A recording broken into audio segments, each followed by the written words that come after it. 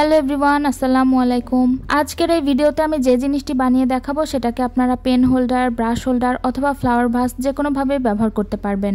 আর এই জিনিসটা আমি বানাচ্ছি বাসায় পড়ে থাকা একটা পুরাতন কৌটা দিয়ে। বাসায় পড়ে থাকা এই কৌটাটির সাথে আমি ব্যবহার করছি ম্যাক্রেম সুতা, আর সেই সুতাটি লাগাতে ব্যবহার করছি গ্লু গান। এখানে আমি যে কৌটাটি নিয়েছি সেটি একটি টিনের কৌটা, তবে আপনারা এখানে প্লাস্টিকের অথবা কাচের কৌটাও ব্যবহার করতে পারেন। তবে যে কৌটাই ব্যবহার করেন না কেন, বাইরে থেকে কিন্তু বোঝা যাবে না। প্রথমে আমি ম্যাক্রেম সুতাটির একটা পাশ একটু মুড়িয়ে তারপরে কৌটার একদম নিচের দিকে লাগিয়ে দিয়েছি। আমি একদম নিচ থেকে এটা লাগানো শুরু করেছি, তবে আপনারা চাইলে নিচ থেকে না লাগিয়ে একদম এই সাইড থেকেই লাগাতে পারেন, কারণ এই জিনিসটি যখন বসিয়ে রাখা হবে তখন কিন্তু এর তলার অংশটা আর দেখা যাবে না। আমি তবুও ওটা লাগিয়েছি একটু বেশি মজবুত করার কারণে। তবে আপনাদের কাছে যদি সুতা, সময় অথবা আঠা যে কোনো কিছু কম থাকে তাহলে ওই জায়গাটা স্কিপ করতে পারেন। এটা কিন্তু তেমন কোনো কঠিন কাজ না। আঠা দিতে হবে, তারপরে সেই আঠার উপর দিয়ে দড়িটা পেঁচিয়ে দিতে হবে। তবে যাদের কাছে ম্যাক্রেম সুতা বা ম্যাক্রেম দড়ি নেই তারা কি করবেন, তারা কিন্তু পাটের দড়িও ব্যবহার করতে পারেন। আমাদের দেশে কিন্তু পাটের দড়ি খুবই অ্যাভেলেবল, আর এগুলো 10-20 টাকায়ও পাওয়া যায়।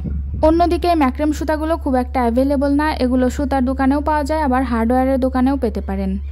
এই কাজটা একটু মনোযোগ দিয়ে আস্তে ধীরেই করতে হবে, তাড়াহুড়া করতে গেলে কিন্তু নষ্ট হয়ে যেতে পারে। আর দেখতে হবে ভেতরে যেন কোনো ফাঁকা থেকে না যায়। কৌটাটার চারপাশে কভার হওয়ার পরেও কিন্তু আমি আরো এক লাইন বেশি দিয়েছি যেন কৌটার মুখ দেখা না যায়। এটা সম্পূর্ণ লাগানো শেষ হয়ে যাওয়ার পরে আমি এই সুতার মাথা কেটে সেটা গ্লু গান দিয়ে খুব ভালোভাবে সিকিউর করে দিয়েছি যেন কোনোভাবেই খুলতে না পারে। আর দেখতে পাচ্ছেন এটা কিন্তু একদম রেডি হয়ে গেছে। এভাবেও কিন্তু রেখে দিতে পারেন, আবার এখানে কিছু ডিজাইনও করতে পারেন। আমার কাছে কিছু লেস ছিল, ভাবলাম উপরে এবং নিচ দিকে একটু লেস লাগিয়ে দেই। আর এই লেস লাগানোর কাজটা আমি এখানে B6000 আঠাটা দিয়েই করেছি। গ্লু গান দিয়ে করতাম, কিন্তু গ্লু গানের আঠাটা একটু শেষ হয়ে গেছে, সেজন্য আমি এই আঠাটা ব্যবহার করছি। B6000 আঠাটা ব্যবহার করার একটা সুবিধা আছে, কিন্তু এটা যেহেতু একটু ধীরে শুকায়, 3-4 মিনিট লাগে এটা শুকাতে, সেজন্য একটু আস্তে ধীরেই কাজটা দেখে শুনে করা যায়। যদি এই আঠা দিয়ে কাজ করেন তাহলে চেষ্টা করবেন একটু বেশি করে আঠা দিতে, যেন এটা ভালোভাবে লাগে। কৌটার উপর দিকে একদম চারপাশে আমি খুব সাবধানতার সাথে কালো লেসটা লাগিয়ে দিয়েছিলাম, এবং এই একই প্রসেসে কিন্তু আমি নিচ দিকেও লেস লাগিয়ে দিয়েছিলাম।